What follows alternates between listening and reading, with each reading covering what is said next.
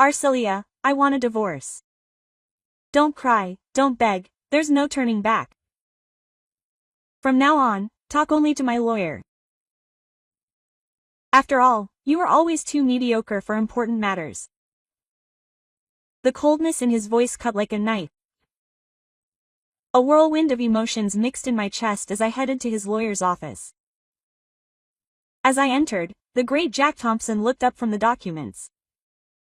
The surprise on his face when he recognized me was delicious.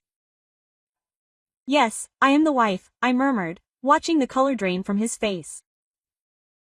But perhaps you know me by another name. Poor Fabrizio. He really should have done more research on the mediocre lawyer he married, but now, well, now it's too late. Welcome to the Deserved Revenge channel. If you are enjoying this story, subscribe to the channel and like the video for future stories. Hi everyone, my name is Arcelia and today I'm going to share with you a story that completely changed my life, how I turned a betrayal into my greatest victory. You know that saying that revenge is a dish best served cold? Well, mine was served with all the legal resources and a dash of poetic justice that only real life can provide. I must warn you, if you're expecting a story of forgiveness and peaceful healing, I regret to disappoint you. This is a story about how I used my intelligence and legal knowledge to teach an unforgettable lesson to someone who thought he could humiliate me and get away with it. But to understand how I got to this point, we need to go back in time. I met Fabrizio in 2013 at a legal event at a fancy hotel in the city. He was there representing his growing firm and I was a young lawyer determined to build my career. Our first encounter was like something out of a romantic movie. He accidentally spilled coffee on my documents and insisted on paying for dry cleaning to clean my suit. His charm was undeniable. Tall, always impeccably dressed, with a Rolex on his wrist and that kind of confidence that some mistake for arrogance. Fabrizio had the gift of gab and an uncanny ability to make anyone feel special, something I later discovered was one of his most dangerous weapons. During our first dinner, over glasses of very expensive wine and stories about his business achievements, he casually mentioned his 2 previous divorces. The way he told it was fascinating. He always positioned himself as the victim of problematic women who didn't understand his ambitions. My first ex went crazy when I started to have success, he said as he swirled the wine in his glass. The second was too jealous, she stifled my potential. You know, some women can't handle a successful man. Marina, my best friend and also a lawyer, was the first to raise the alarm.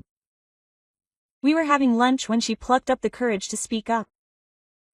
Celia, have you noticed how he acts at social events? The way he looks at other women, even when you're around, the way he always has a convenient story about his ex-wives being crazy. Other friends tried to warn me too. Clara, who worked in the same business circle as him, mentioned rumors about his behavior with female employees. Patricia, a psychologist, pointed out classic patterns of manipulation in his behavior. But I was blind, not just out of love, but out of that arrogant certainty that with me he would be different. After all, I wasn't like the others, I was a successful professional, independent, special, as he always made sure to emphasize. The marriage proposal came quickly, barely 6 months later, and with it his insistence on the prenuptial agreement. It's just a formality, he argued, to protect us both. The infidelity clause was his idea. Whoever cheated would lose 50% of everything. That way we guarantee that neither of us will do anything stupid, he said with a smile, looking me in the eyes. At that moment I interpreted that as a sign of commitment. Today I recognize that it was a projection of his own guilt, a classic pattern of a cheater accusing the other person of what they do. The early years were like a dream. International travel, expensive gifts, lavish parties. He seemed to have truly changed. The reformed conqueror, our friends would say. Little did they know, and little did I know that this was just the first act of a well-rehearsed play. Fabrizio's transformation was so gradual that, like a frog in slowly boiling water, I didn't realize I was being boiled alive in my own marriage. It began when his business really took off 3 years after our marriage. The first sign was subtle. Seemingly innocent comments about my career. "Honey, you don't need to try so hard. I can support both of us," he would say with a condescending smile at dinner. What had once been admiration for my independence turned into something close to contempt. My legal career, which he had described as impressive at the beginning of the relationship, was now referred to as a delightful hobby. At social events he would introduce me as his wife. "She works at a law firm," conveniently omitting that I was a partner at one of the largest firms in the state, but I allowed that narrative to continue. As a professional strategy, I had always maintained a low profile, using my maiden name at work. That separation between personal and professional life, which began as a practical choice, ended up being my greatest advantage. The signs of betrayal began to appear almost imperceptibly. First, there were the meetings that were extended to longer and longer periods. A dinner with clients that used to end at 10 at night now frequently stretched into the early morning hours. Business trips that used to last 2 or 3 days mysteriously transformed into entire weeks. The man who had previously made a point of calling me 3 times a day when I was away was now too busy to keep in touch. Text messages became brief, protocolary. "In a meeting, I'll talk later. Day full." The cell phone, which I had previously left forgotten somewhere in the house, began to be guarded with obsessive zeal. When it rang, I always left the room to answer it. The password, which I had known since the beginning of our marriage, was changed for corporate security reasons. Our intimacy changed as well. Passionate kisses were replaced by quick brushes. Our once sacred Sundays, breakfasts in bed, movies cuddled on the couch, dinners with wine, began to be interrupted by office emergencies. The final straw came when he started working Friday nights, precisely when, as I later discovered, his new executive assistant was also working overtime. On one such night, he came home with a different perfume on his collar. When I asked him about it, his answer was quick, rehearsed. "It must be from the taxi. I took an Uber with too much perfume." The lie was so obvious it hurt. But the worst part wasn't the betrayal itself, it was the way he seemed increasingly dismissive of me, as if I were too dumb to realize it, too incapable to confront him, too dependent to let him go. How ironic. The man who was so afraid of being cheated on in his previous marriages that he insisted on a prenuptial agreement with a specific clause about infidelity. Now he was repeating the exact behavior he claimed to fear. The truth has its own time. In my case, he chose a Friday night when Fabrizio was in another one of his urgent meetings. I was in our home office organizing some documents when I found his old laptop. He had recently bought a new one and it was forgotten in a drawer. By pure chance and perhaps by fate, the computer was still connected to the Wi-Fi, and even more surprisingly, he was logged into his accounts. I was never one to go through my partner's things. In 10 years of marriage, I had never checked his cell phone or his emails. But something about that night, perhaps the accumulation of lies, perhaps intuition, made me click on the Facebook icon. What I found was like opening a digital Pandora's box. There it all was. Conversations with his executive assistant Veronica, 15 years his junior. It wasn't just work texts, it was plans, promises, photos. Hundreds of them. Dinners at fancy restaurants, weekends at resorts, lavish gifts, all while I thought I was closing big deals. But what really destroyed me wasn't the evidence of physical infidelity, it was the texts where he talked about me. "My wife is just a lawyer at a small firm. She has no idea about the real world of business. She thinks she's important because she wins a few cases. She doesn't even know that she only gets clients because she's my wife.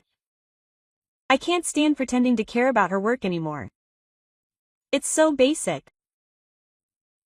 And the icing on the cake was a text to Veronica: when I get rid of her, we'll have the life we deserve. You're on my level. She was never anything more than a mediocre lawyer who was lucky to have married me. I read through everything methodically, as if I were analyzing evidence for a case. I took screenshots, saved conversations, documented dates. The lawyer in me took over while the wife was falling apart inside. Older messages revealed that the affair had already lasted 8 months. 8 months of blatant lies, fake kisses, empty I love yous. 8 months in which he planned our divorce behind my back, completely underestimating who I was and what I was capable of. That night, something changed inside me. The tears that fell were not from sadness, they were from pure determination. Fabrizio had made the fatal mistake of underestimating me, of believing that I was just a mediocre lawyer. I had no idea who I really was in the legal world. I didn't know that the woman he called a lawyer from a small firm was feared in court, respected by judges, and dreaded by other lawyers. And most of all, I had completely forgotten about the prenuptial agreement that he himself insisted on drawing up. It was a Tuesday at 2:47 p.m. when my phone rang. Fabrizio's name appeared on the screen, and for some reason I knew that this would not be an ordinary call.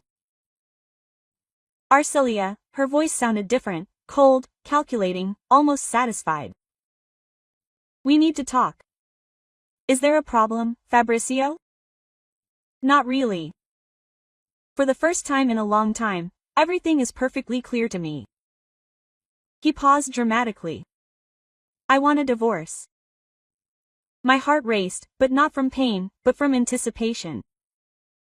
This was the moment I had been waiting for. Divorce, I repeated calmly. Exactly. I'm tired of this charade, tired of pretending to care about your petty legal cases, of pretending that you are on par with what I have built. Interesting your stance, I replied, keeping my voice controlled. Look, I'm going to be direct because unlike you, my time is valuable, he continued, his arrogance brimming. I've already hired Jack Thompson, the best lawyer in town. He'll take care of everything. Jack Thompson, I repeated, suppressing a laugh. That's right, and trust me, he's not like those petty lawyers you know. He's top-notch. Got it? You know what? You should be grateful for the years you spent by my side. How many of your clients did you get just because you were my wife? Come on, let's be honest, your career was never more than a convenient hobby. Anything else you'd like to add, Fabrizio, okay? I've already arranged everything. You have a week to get out of the mansion. Can you go back to that little apartment you had before you met me? Oh, and don't even think about trying to fight. You don't stand a chance against Jack. That's all. That's all. You know what's the funniest thing? You always thought you were so smart, so professional, but you were never more than a mediocre lawyer who was lucky to have married well. I have to hang up now. I have a real life to live. Of course, I'm not going to take up any more of your valuable time. Quote, I replied. Just one last thing. Are you absolutely sure of this decision? I've never been so sure in my life. I'm finally going to be with someone of my level. Perfect. Then I'll talk to Jack Thompson. I hung up the phone and let a smile form on my lips.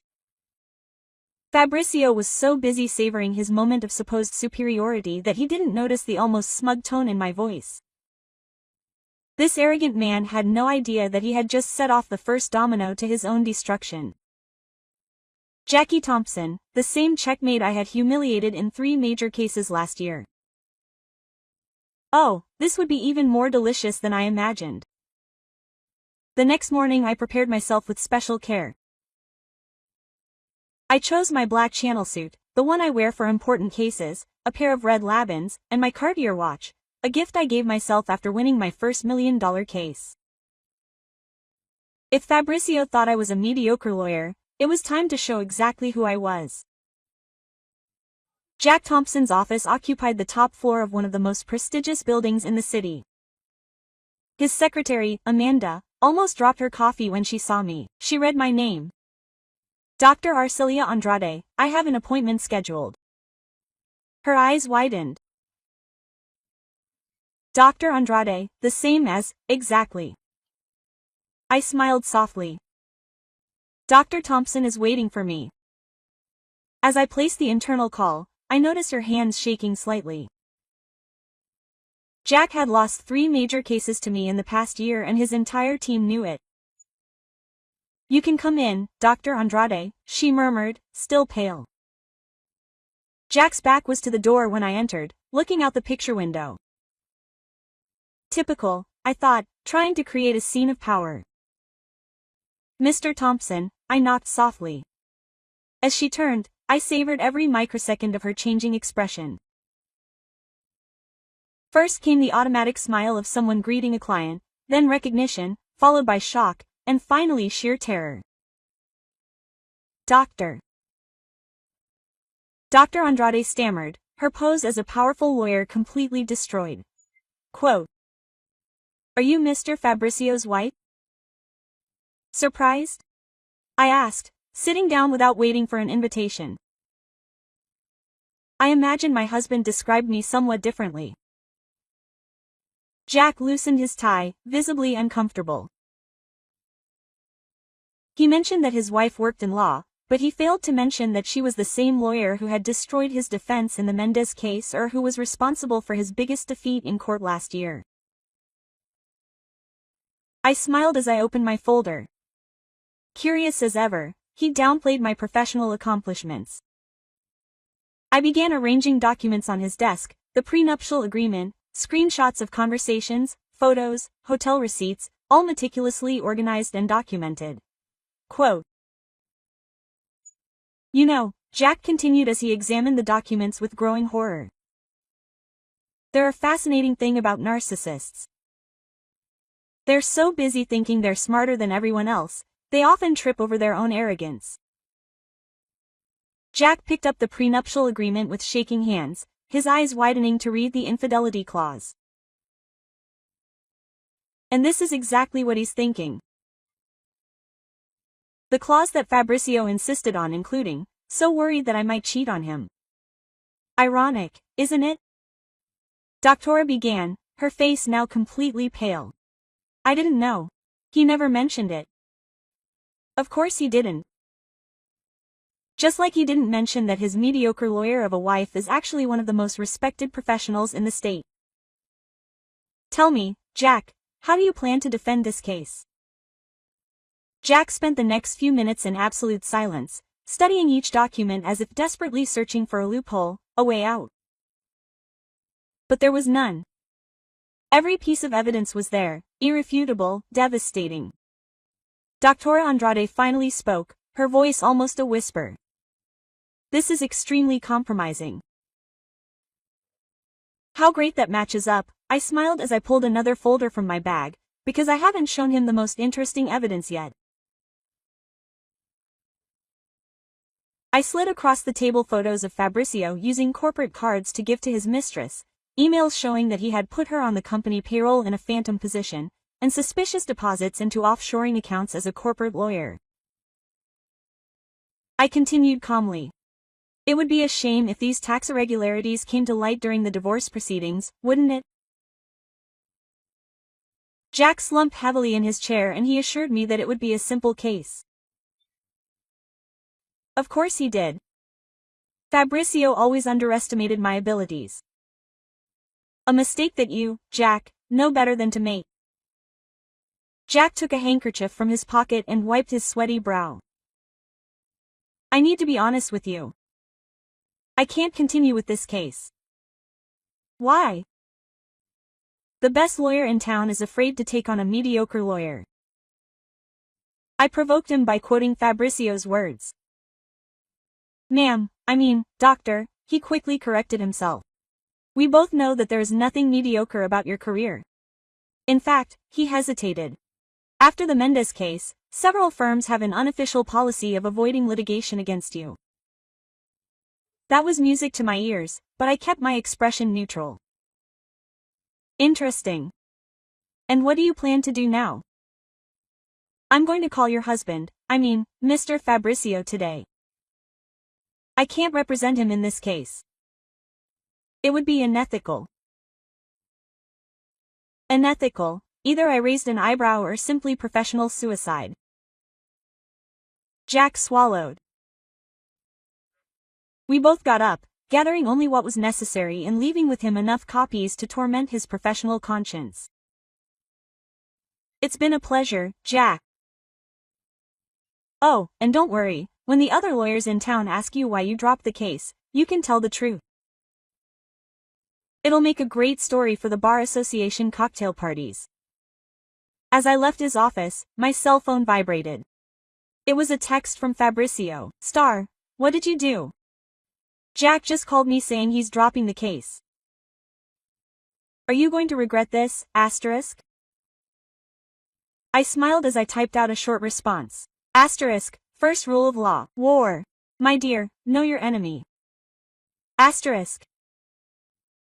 Over the next 2 weeks I watched with satisfaction as Fabrizio's empire began to crumble. The news spread quickly through legal circles.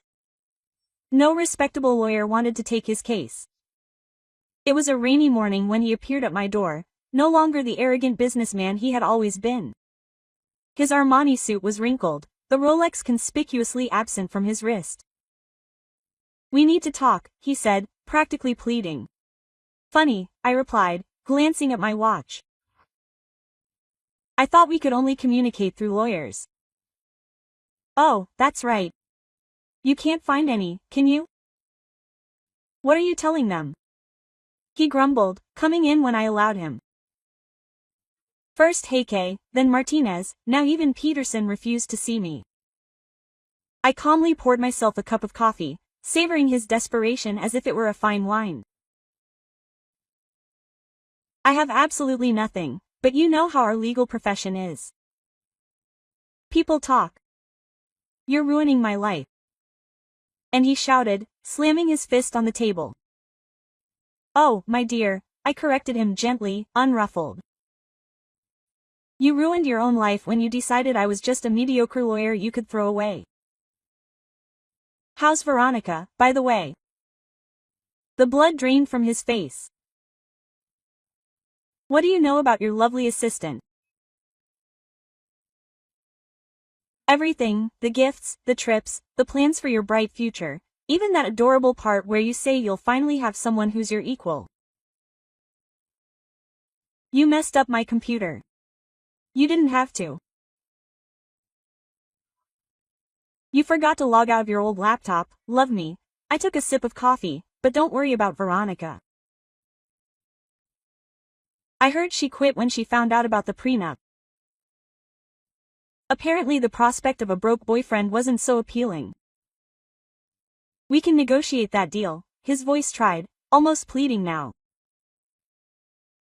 You can have the house, the cars, let's negotiate. I set my cup down with a soft clink. How did you negotiate my dignity while you were planning to throw me away? No, honey, I'll take exactly what's in the agreement, 50% of everything, including your precious company. You can't do that. I can and I will. And you know what's the most ironic part? You were the one who insisted on that infidelity clause. Who would have thought that your own fear of being cheated on would end up being your downfall? Fabrizio slumped onto the couch, all his arrogance evaporating. Please, Arcelia, that company is my life. You should have thought of that before turning our marriage into a farce, I said, standing up to indicate that our conversation was over. Oh, and a word of advice, stop trying to hire local lawyers. None of them will take your case. Why? Because unlike you, they know exactly who I am in the legal world and none of them want to face me, especially on a hopeless case. A month later, Fabrizio finally gave up. He had no other choice. No competent lawyer would take his case and the evidence he had was irrefutable. The agreement was signed on a quiet Thursday afternoon, without the pomp he loved so much. The signing ceremony was almost poetic.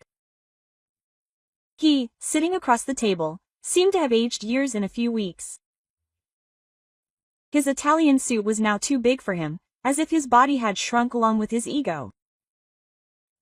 "Sign here," I instructed, offering him my Mont Blanc pen, the same one he had given me on our first wedding anniversary, saying I could use it for your little legal documents. When I assumed my share in the company, I made sure to make a memorable entrance. I called a general meeting of the shareholders and, wearing my victory red suit, took my place at the head of the table, the same spot from which Fabrizio used to belittle my achievements. "Gentlemen," I announced to the stunned room that I am the new co-owner. "I have some proposals for change." The changes were implemented quickly. I modernized processes that Fabrizio refused to update, introduced compliance policies that he always ignored, and created a more professional and less men's club-like environment. In 3 months, our profits increased by 40%. And Veronica, well, she found a new love, a real estate agent who promises to take her to live in Miami. Funny how fate works. Fabrizio had to sell his beloved mansion, the one where he planned to live out his bright future with his lover. Now he lives in a rented apartment in the suburbs and drives a used Corolla. He sold his Rolex to pay off debts that began to accumulate when I began investigating his questionable transactions. At the last shareholders' meeting, our eyes met briefly. I saw in his eyes the bitter recognition of his biggest mistake, having underestimated a simple office lawyer. Today I maintain my successful legal career and manage my part of the company with the competition he never wanted. Acknowledge. I bought a mansion even bigger than the last one, with a walk-in closet worthy of a magazine and a cabin that would make any wine lover weep with envy. More importantly, I got back something I didn't even know I had lost, my self-esteem and the certainty of my worth. For those who are going through something similar, I have a piece of advice. Sometimes the best revenge is not forgiving, but showing exactly what you are capable of when you are underestimated. And to Fabrizio, if you are listening to this story, thank you for insisting so much on that prenuptial agreement. It was the best gift you could have given me. Thank you for listening to this story until the end. Now I would love to know what you think. Leave your comment below, share your impressions and opinions, subscribe to the channel and like the video so you don't miss the next stories.